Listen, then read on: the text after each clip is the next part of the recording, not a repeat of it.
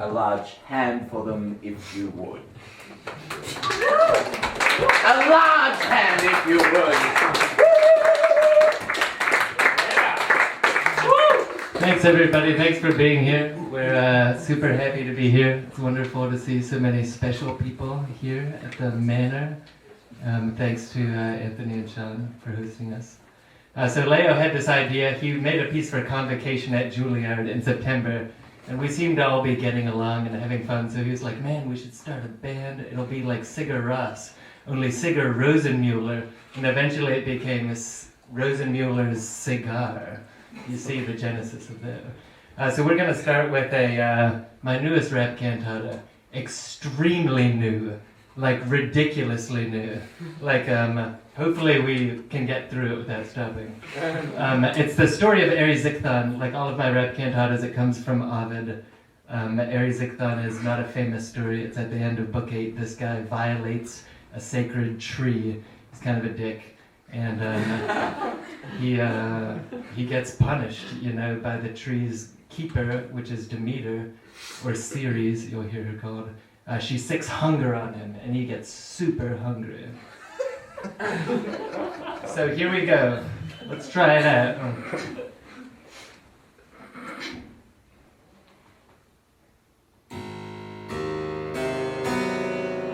King Lelix made an end to his story, and everyone was moved by its eloquence and beauty, Theseus perhaps more than any.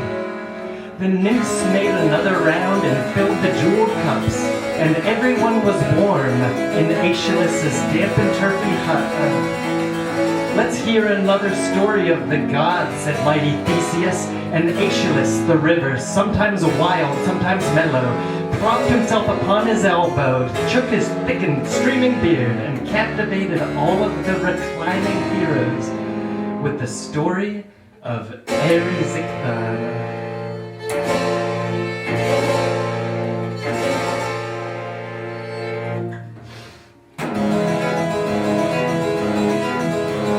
We all know that the gods traffic in metamorphoses, sometimes as reward, sometimes punishment dealt harshly.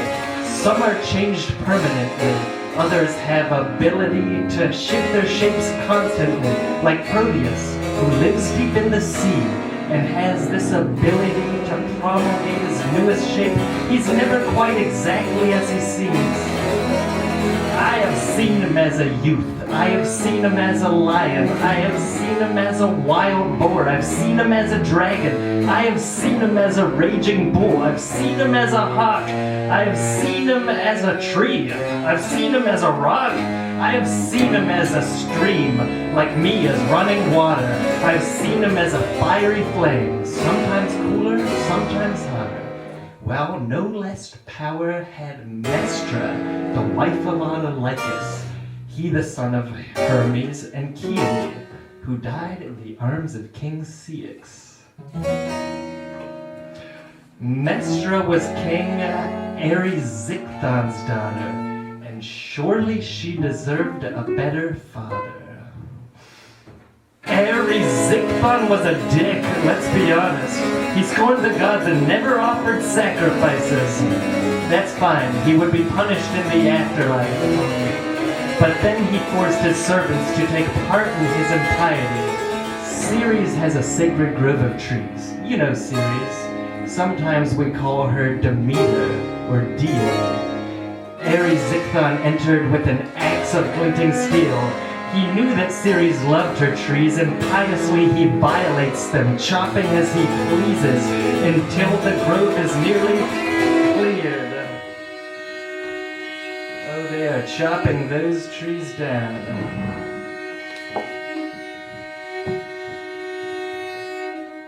In the center is an oak, an ancient gnarled oak, enormous, thick and strong. It had seen centuries of growth.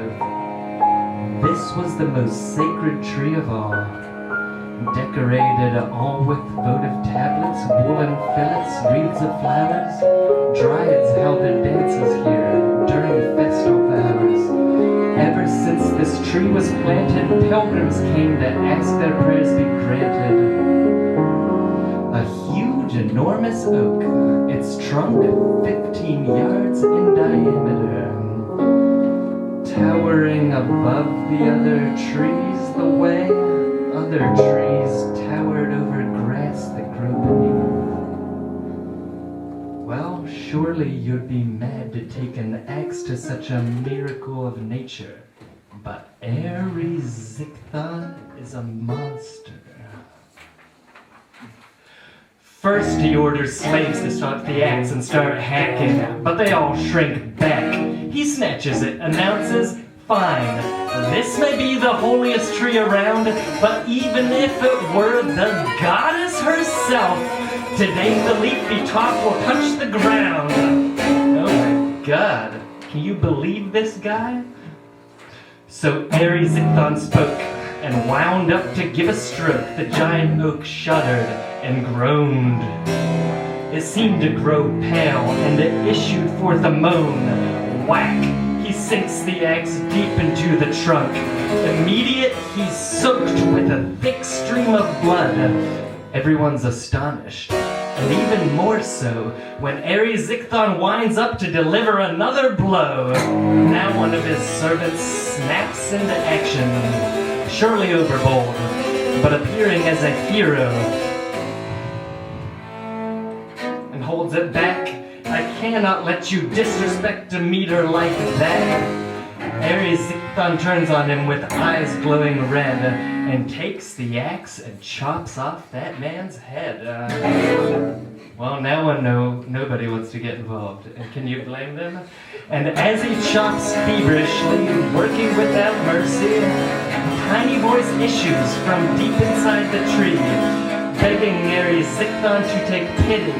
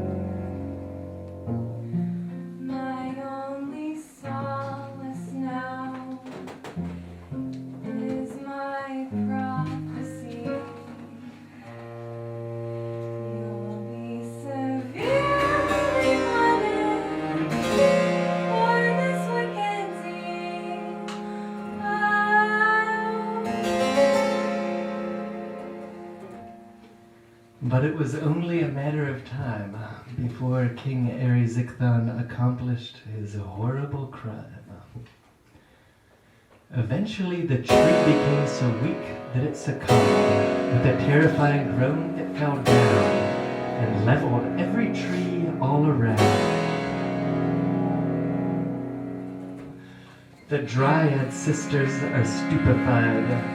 They look in stony silence, and tears fill their eyes.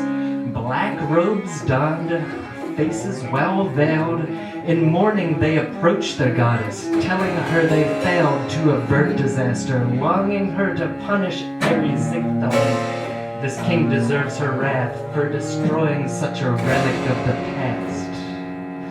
Well, Ceres nods her beautiful head, shakes her long blonde locks, and when Ceres nods, every grain of wheat in the whole wide world nods with her. Imagine that. Ceres smiles to herself. She knows the perfect punishment The kind of thing that would bring him men's pity. That is, if anyone can pity such a monster of impiety that traffics in such notorious deeds. And what is her plan? No wonder that you wonder. She'll call on her nemesis, hunger.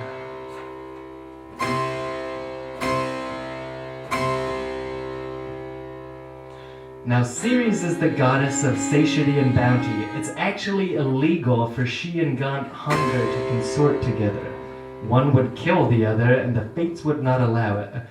So she calls on a rustic mountain deity, an Oread they're called, and honors her by charging her to be her courier. Addressing her, she gives a solemn message for hunger, with detailed instructions on how to perform this noble task.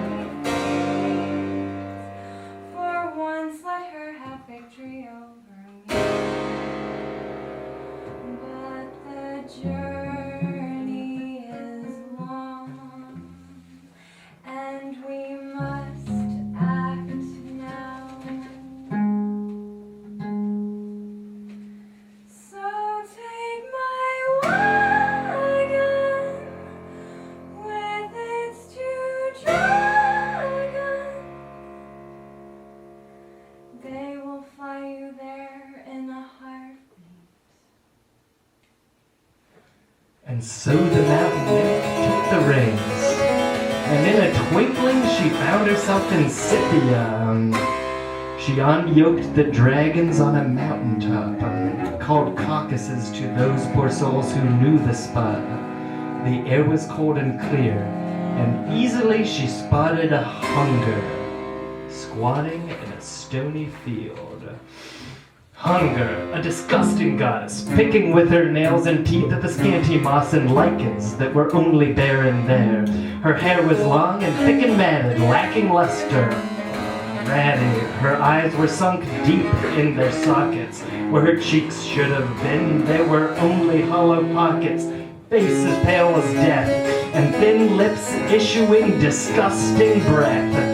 Dry and callous, scurfy throat, skin so thin that organs could be seen protruding. Her hollow loins presented bulging hip bones. Her breasts hung free, sagging and empty. Her belly displayed a gnarled spine, arthritic joints, rotten teeth, and just a hint of scoliosis. In general, presenting a picture at once precarious, unwholesome, atrocious. The tender young nymph didn't dare approach, and looking at hunger, she felt the bile rise in her throat. She called from afar what Ceres had bidden her to say. Then, wasting no time, she got the hell away. And though she stayed for only a minute at a distance, already she felt bitten by hunger's insistence. Back to Thessaly to feed Hunger, though Ceres was her natural sworn enemy, agreed, and flew on wings of wind until arriving at the king's appointed mansion. Erysichthon slept, and from his greetsome piety, Hunger took her place inside the room, witnessed only by the bloody moon, crawled into bed with him, and spooned. She wrapped her skinny arms about him, breathed on him, and filled him with her deadly fare, kissed him with her famine, drowned her with hunger, filled his throat and breast and hollow veins, and did the holy work for which she came. And then she left this fertile world, returning to her daily haunts, the land of gruesome toil and want.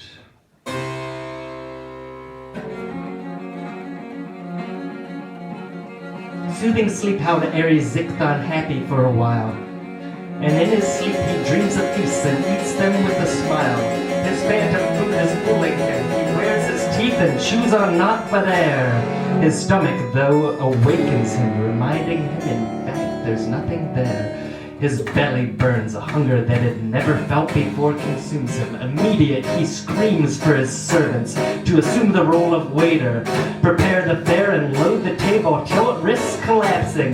He calls for forest beasts and feasts on venison and bison. He calls for birds that wing the air and fills his maw with sparrows, larks, and many more.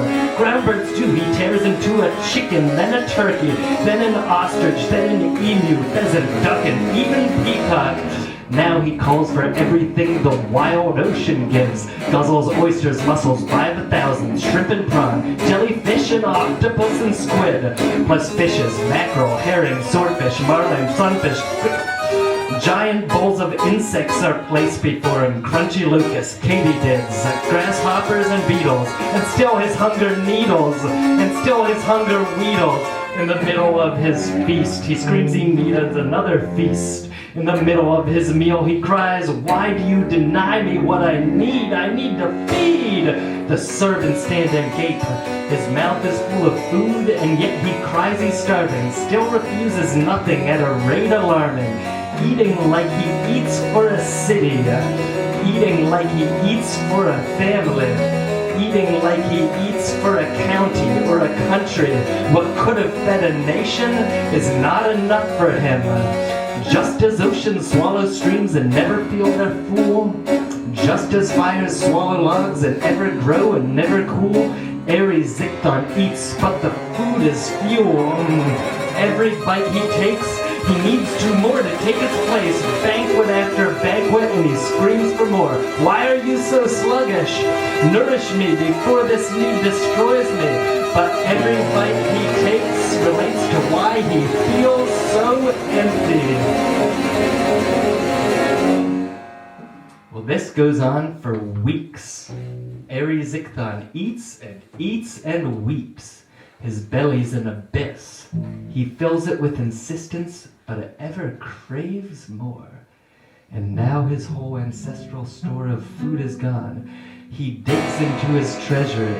His treasury depletes while he sits and eats and eats and eats and eats.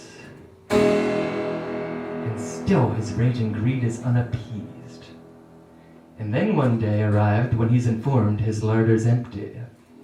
More than that, everything he's own's been sold or pawned, all his riches gone. And then his ravenous eyes fall on Mestra. Mestra was unmarried and a pretty girl. Sure, some guy will want to buy her, then he'd use the money for some food. And maybe this next dish will be the one that kills his hunger, and his hunger will expire.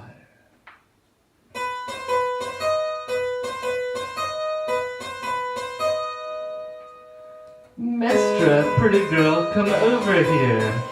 She's filled with fear. How'd you like a husband? And he sells her to the first approaching suitor, unfettered by the thought that such an ill match would pollute her. Well, Mestra won't accept such a gritty scheme so easily, escapes her home and books it for the sea. You see, Neptune had already had this pretty beauty's beauty. had ravaged her, though truth be told she had responded willingly, seeking an escape from imminent slavery. She called upon the one who had claimed her virginity.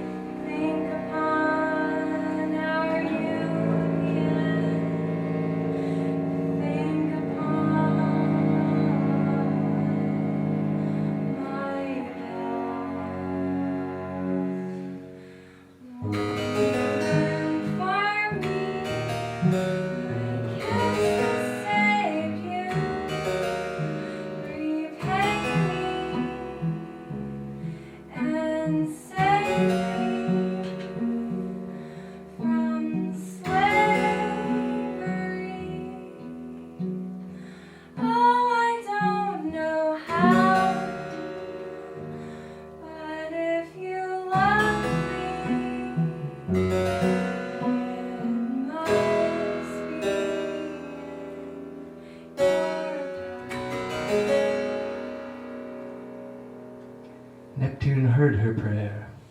Straightway the god was there and changed the pretty girl into a fisherman. The man who bought her chased her to the beach. He somehow should disappear. What had happened to his pretty little peach? All he sees is this gnarled old fisherman who looks as though he'd lived there since the dawn of time. You there, sir, who hold the fishing rod, you who hide the hook and tasty bait, and sit here on the beach and fish and wait. Tell me where she is, tell me where you've hid it, that pretty girl who ran past here in just the last 2 minutes. You'd know her by her garments and her tangled hair, and if you look, you'll see that her fake footprints stop right here. Mestre realizes that what Neptune gave her saved her. Delighted that her visage was unknown, she answered him in a pleasing baritone.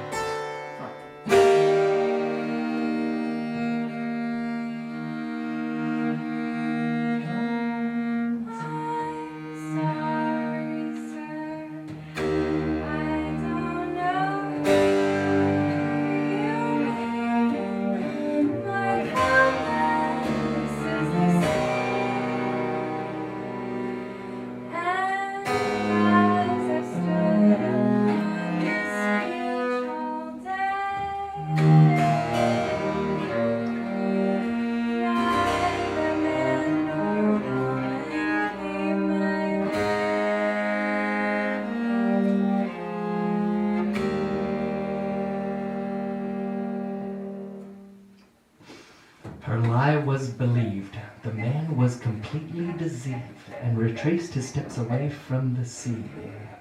But when Erisichthon perceived his daughter's new power to shift her shape as many times an hour as she pleased, he made this her dower and sold her again and again. Now he sold her as a horse, now he sold her as a cow, then as deer or pretty bird or as a mighty steer. And every time she would run away, escape returning home, and Erisichthon would keep what he'd been paid, and fed his ever-growing plague. But this means of earning green was slow, and every day his malady would grow. And when he had destroyed his health and wealth, can you believe it? He finally ate himself!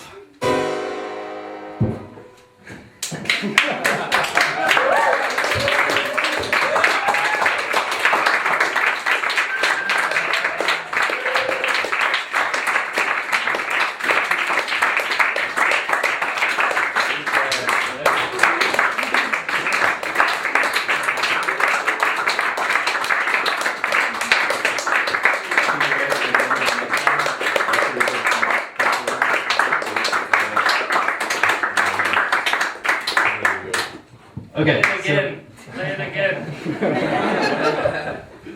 Thanks, guys. We got through it. That's awesome. So Elliot has this piece here. It's originally composed for detuned harpsichord, but to save us some time, we're going to leave the harpsichord in tune. Right? It's called Canzona per basso solo.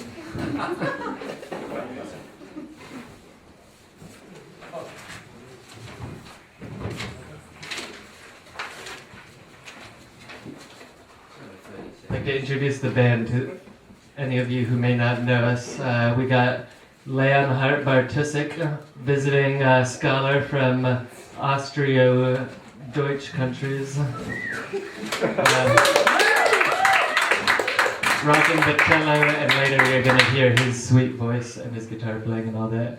We got Elliot Figg here on harpsichord, rocking the guitar. Long job, Elliot.